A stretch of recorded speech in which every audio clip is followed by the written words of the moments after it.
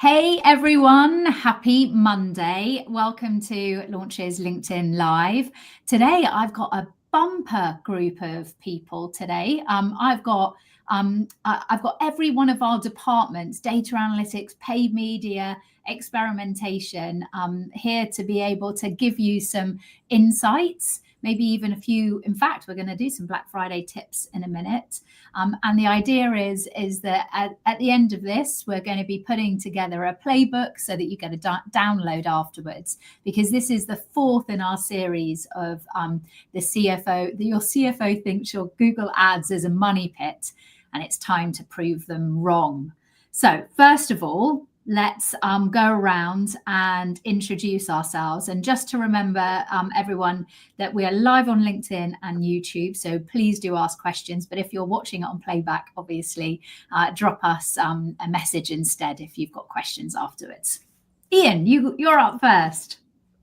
Cheers, Jay. So yeah, I'm Ian. I'm the head of data and analytics at Launch, and I have a Black Friday tip for everybody before we start, and that is to make sure that you have a subscribe button on your website and get those subscriptions coming through and collect that first party data, because even if they're in the research phase, you want to get as much information from your users on your website as possible. So first party data is absolutely key. But yeah.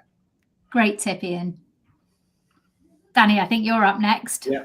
So I'm Danny, head of paid. My Black Friday tip would be something that I always mention to everybody from an e-commerce platform, but it's Camel, and it's a price tracking software that is built for Amazon. So yeah, I think it's worth understanding to know, one, whether you're using it, whether competitors, whether you're using it from a stockist, but then as a consumer, always to work out whether you actually are getting a deal when it comes to this time of year. Awesome. Joe, you're up next.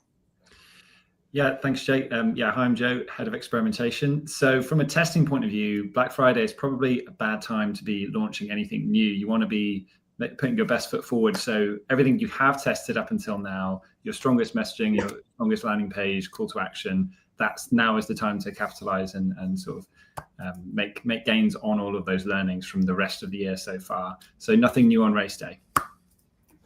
Very good idea, Joe. And finally, I'm Jay. Probably if you tuned into one of these before, you've seen me. I'm the CEO and founder of Launch. We call ourselves the Happy Performance Marketing Agency because we believe that people-powered performance is much, much more effective, especially when you've got people gambling with your media budgets every day. Our amazing team do a great job of that. And my top tip for Black Friday is don't forget about Fake Friday, which is this Friday. So Fake Friday is where we see a big spike. People don't always know which day Black Friday is. Lots of the retailers have already gone into their sales, and we should see a nice spike on Friday.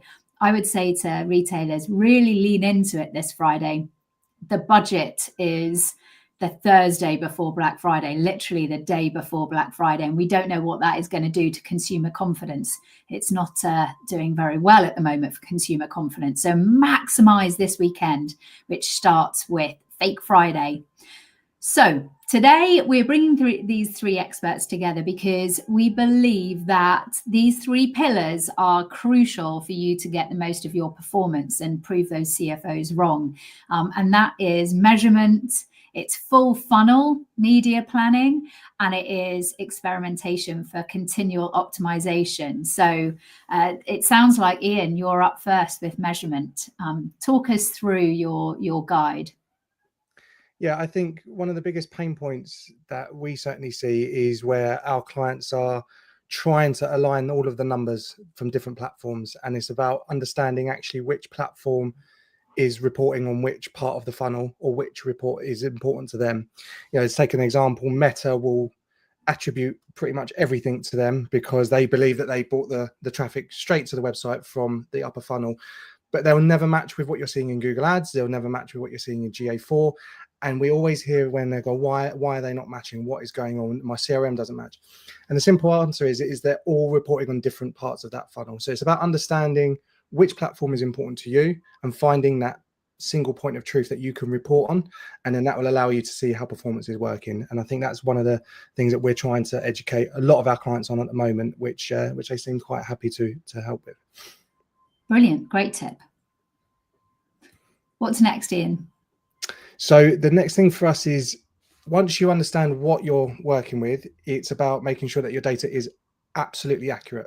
So the old way of tracking is going, basically, because it's very highly relevant on third-party cookies and very highly relevant on cookie banners, and ad blockers can definitely intervene with what we're looking at this moment in time.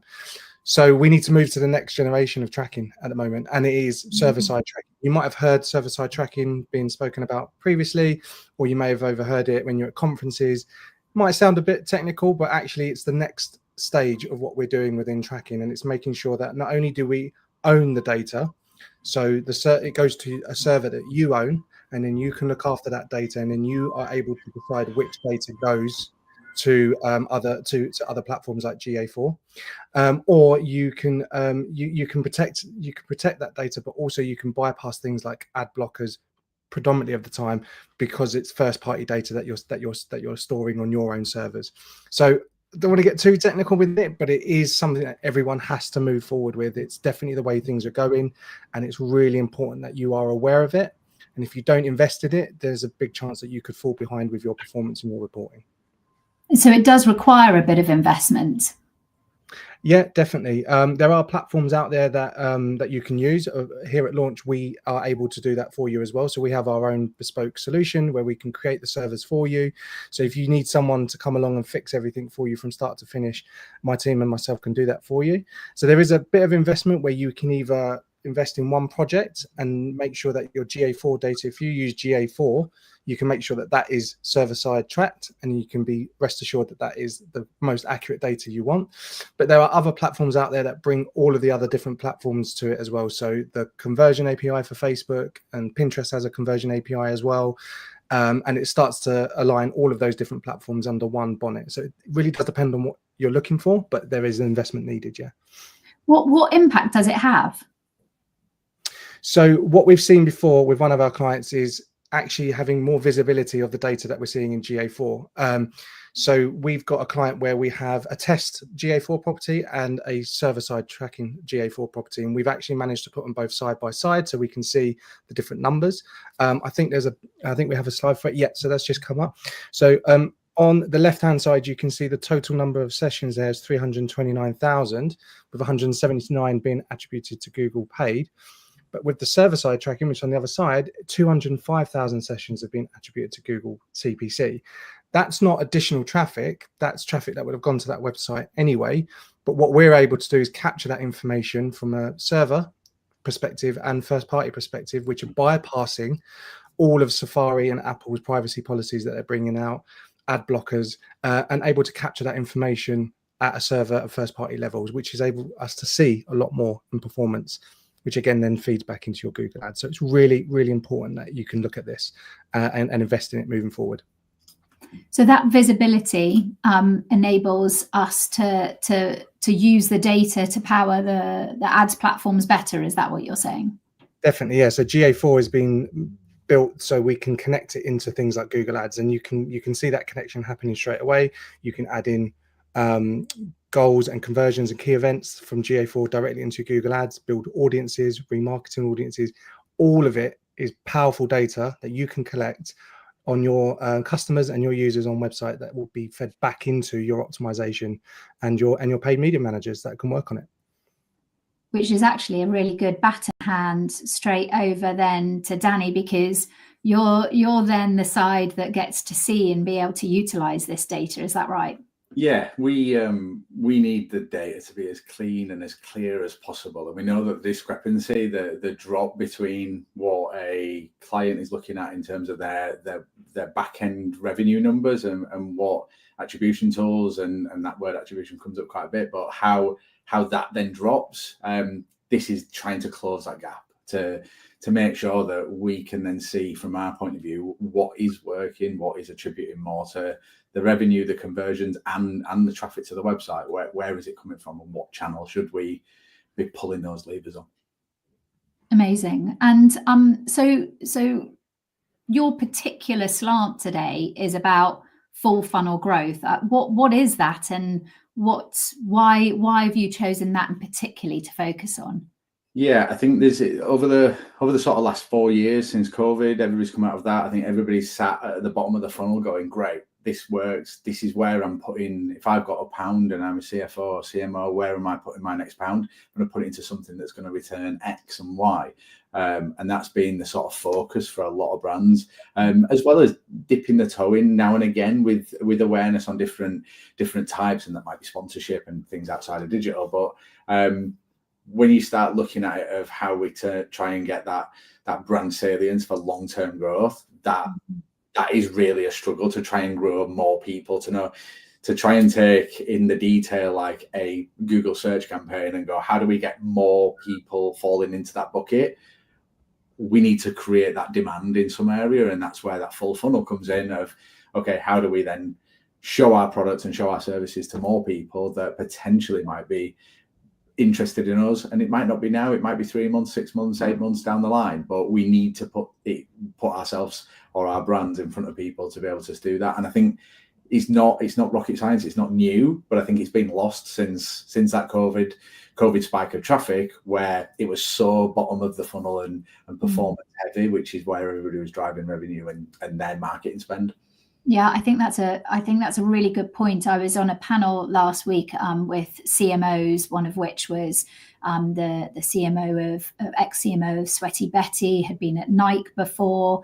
There were big brands represented there, and it was quite interesting post-COVID. I think the split was something like 85%, 15% in favor of performance, and mostly at the bottom of the funnel.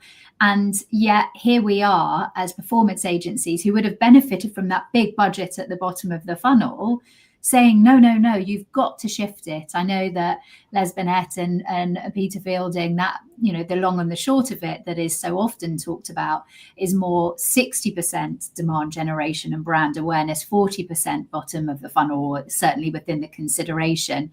Even if you can't get to that state immediately, you're now working with clients, aren't you, to be able to map their spend to where they are in the funnel, to be able to shift that conversation so they don't become over reliant on ROAS being the main number. Is that right? Yeah, and not over reliant on a particular channel as well. I think we've seen that, where it's been so heavily reliant on say Google as a Google paid as kind of like their driver for growth and sessions to the website, which then links to Ian to make sure that the data is correct and the data is right, because without that I'm shooting blind a bit in that sense of where to put it. But yeah, I think trying to shift them and shift the mindset to look at a full funnel picture, and we've been doing it with a number of brands, and we've had some, like, the successes are really good. And even now we're in the middle of one client who's really gone aggressively for November, but based on us testing earlier in the year and testing through sort of August, September, October, to come into November with an actually like a bigger increase to go and get it, being able to shift it into something from a social aspect that's driving overall organic and direct gains. That's kind of the biggest trigger that we've seen, and it's working really well.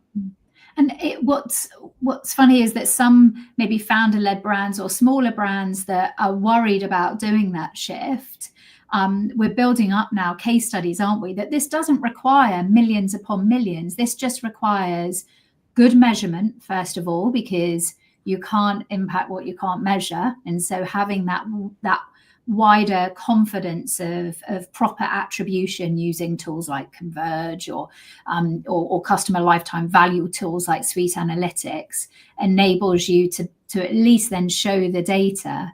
But even just a shift across different channels, you're seeing an impact from that, aren't you, Danny?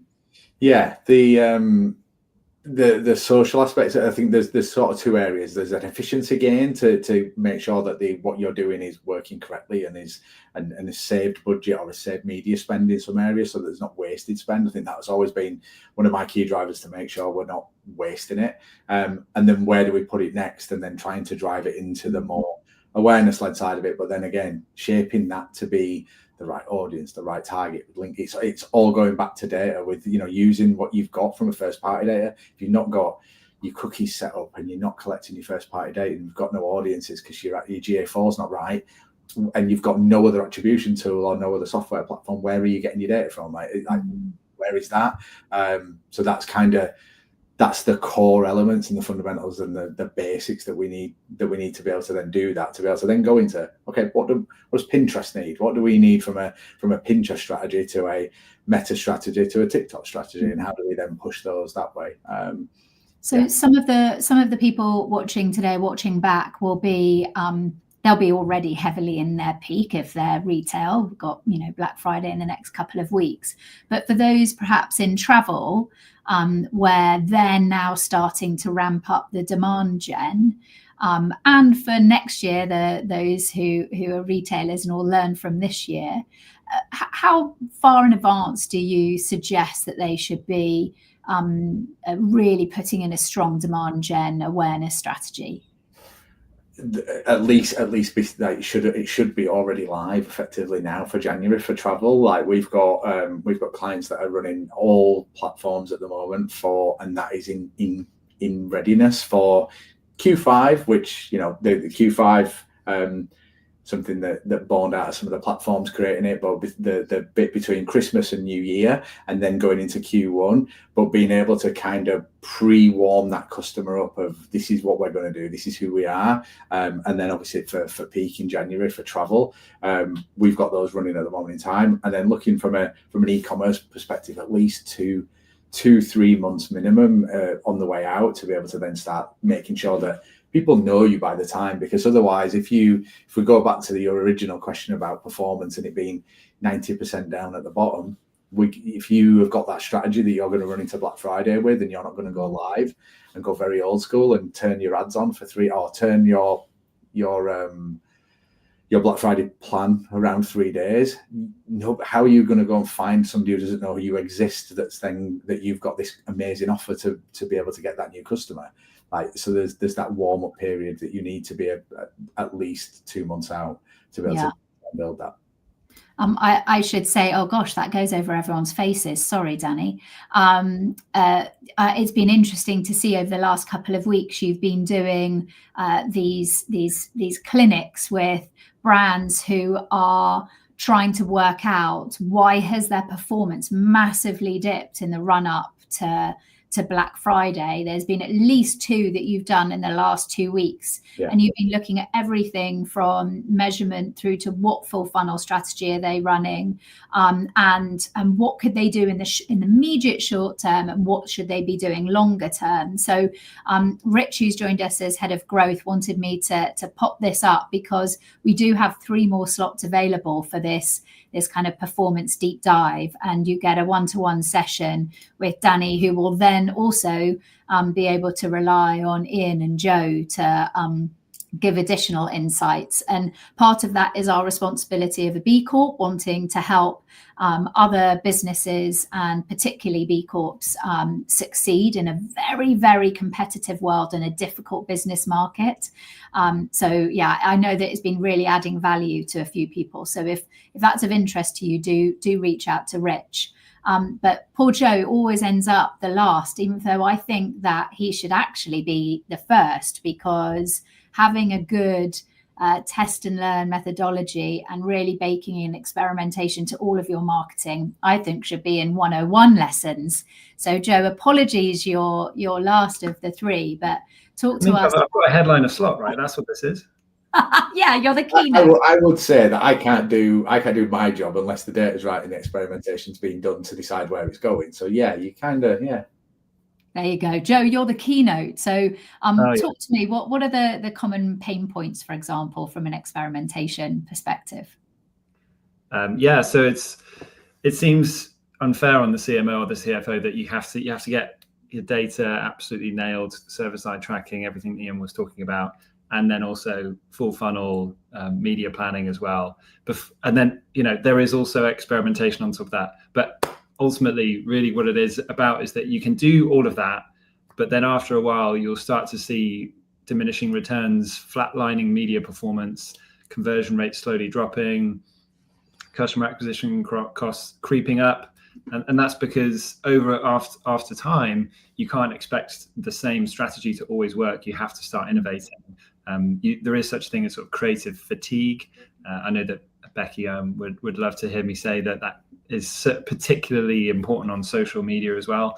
So the main thing is that performance will just start to drop after a while. You can't expect to do the same thing and always get the same results. We all know the definition of insanity, right? So yeah, that's the main pain point really, is that, and ultimately when that is something you start to notice, it's already a little bit too late to pull back from that. You kind of want to be doing this proactively to stop that from happening.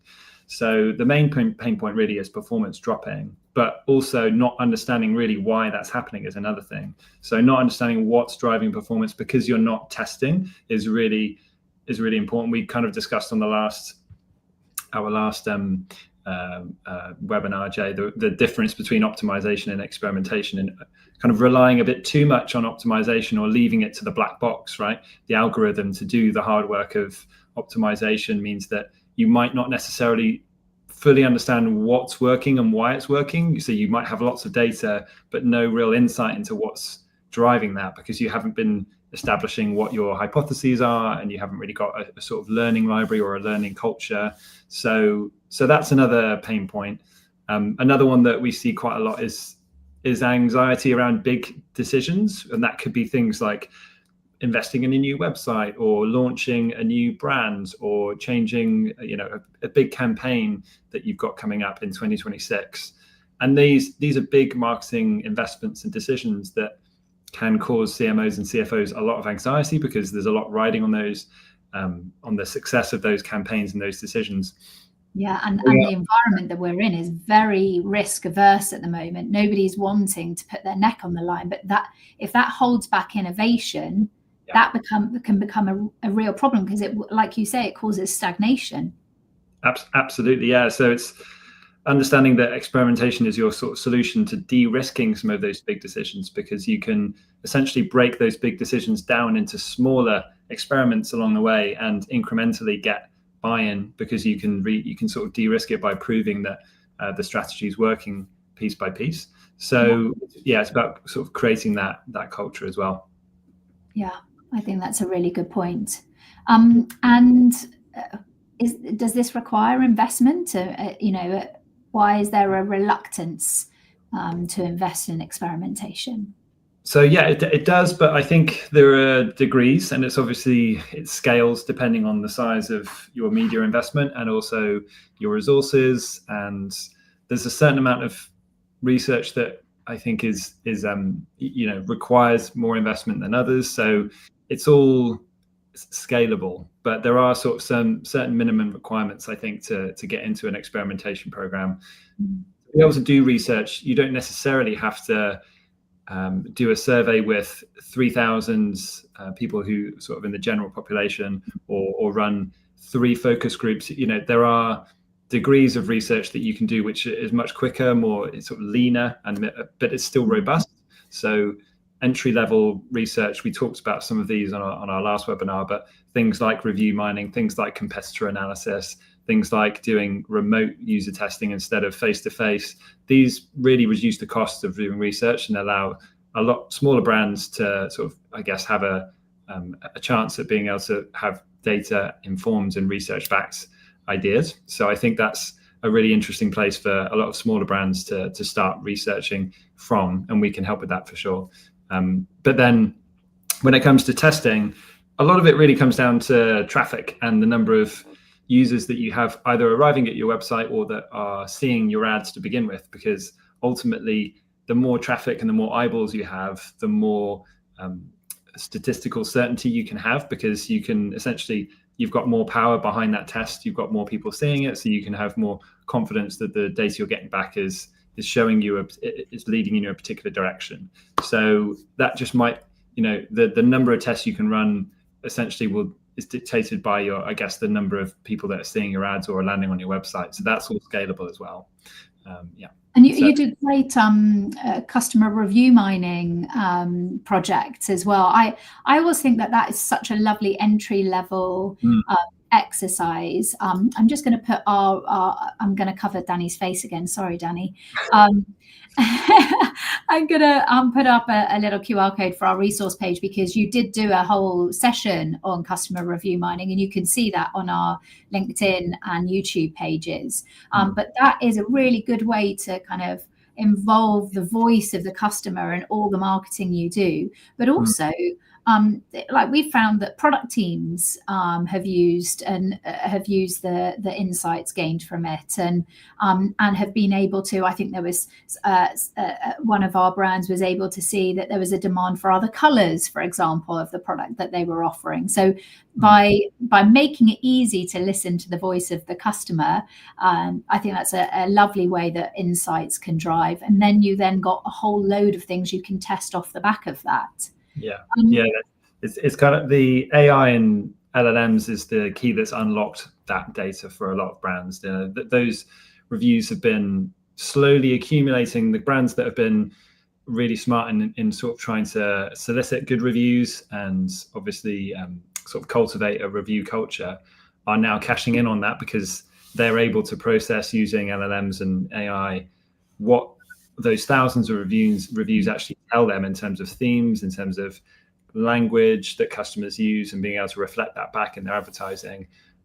So yeah, then they can essentially make use of all of that really rich qualitative data, and it's quicker and faster than ever with the use of AI. So it's really exciting time to be able to use that. Yeah, we were featured, Launch was featured in Performance Marketing World in an article about how it's seen that market research has actually had a drop in expenditure from marketing teams over the last quarter. And part of our understanding from that is actually maybe clients aren't, it's not that they're not investing in market research, it's just the costs to do things now. We use, for example, Userlytics as one of our platforms, don't we, for small group user testing, and it can be more affordable. The trick is to have then a program that can then take those learnings and those hypotheses, and in fact, I think you've got a recommendation of how you build up that pipeline of tests. Yeah, so you're completely right. We can the danger with starting with one person maybe just doing experimentation or running a testing program by themselves without support or without a kind of structure and process in place is that they might be able to do a couple of A/B tests, but the being able to share those learnings and embed that into the wider teams, because it's not just marketing, it's also product, it's also web. It takes actually quite a lot of effort to get that off the ground, and the important thing is to try to get everyone collaborating, sharing, and also using the same tools. So we typically use the same tool for where we store our test results, but also our pipeline of tests. We use Airtable for that, and it's a really great way of making sure that there's a single point of learning where we can almost share all of those accumulated learnings over time. So yeah, we have a process where we prioritize our strongest ideas, test those in order, and then as we go through those ideas, we're continuously topping it up with new ones based off of what we learn from other research. So yeah, that process is really important, and sort of embeds the culture, which should spread throughout the rest of the team, not just marketing. And part of this, and the whole reason that we did this series, and this is the fourth of our series of Your CFO Thinks at Google Ads as a Money Pit, is because media costs are such a big part of marketing budgets for many brands. The CFOs are getting very, very involved in that budgeting process, the understanding of efficiency and effectiveness, and basically helping to mitigate risk. I'm going to switch us to a different layout. Let's see if this works. Oh, I don't know if this does work, because I want to put up our resources again. No, it doesn't work, Danny. I've just got to cover your face. I'm so sorry. I'll tiptoes it. One of the things, I said earlier on in the call is that we do really like to be helpful to the marketing community. So we're hosting our CMO's guide to unifying brand and performance next March, on the 12th of March. So please do make sure that you sign up to be told when the tickets are available to buy. the exciting thing, and you talking about the LLMs there, is that we've got Reddit speaking at that. And ever since, AI mode, and I think there was some breaking news today about Google maybe moving to AI only mode. We're seeing a lot of information from Reddit being surfaced in the LLMs, and customer reviews as well. So an understanding of what people are saying about you and how that can impact both your organic and your ads is super important. So do sign up for that, because Reddit is a hot topic at the moment. And again, Danny, I'm going to cover your base, but we are out of time now. So if you do want to have a session with one of our, I'm thinking about the traitors, the big dogs here, then do get in touch with Rich to book a slot. But I don't even have any time for closing remarks, I'm afraid. But just to say thank you so much, guys. This was a really great series, something that's a very hot topic at the moment. And I really do hope that has been useful to those of you watching. We didn't get any questions today. I think it's because it's a Monday and most people will be watching back. But do drop us a message if there's anything that we can help with. So thanks, everyone. And